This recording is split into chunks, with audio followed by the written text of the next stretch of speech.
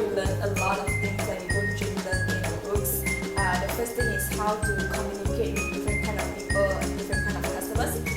And you also learn how to deal with rejection, because in sales line, rejection is quite a common thing, and we learn how to stay positive and how to be more effective later on with the other customers.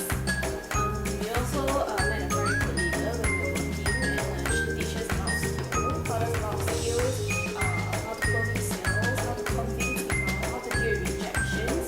That we have a very flexible time schedule, so you don't have to worry about when you have to go to work, when you have to go to school.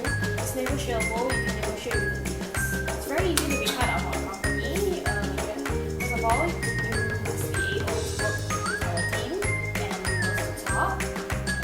You must have at least SBA or above, and you must have a good attitude. And you must be very responsible, because whatever you do, you have to be very responsible. Responsible like us, yeah. That easy. And you must think. Yes. Welcome to our company.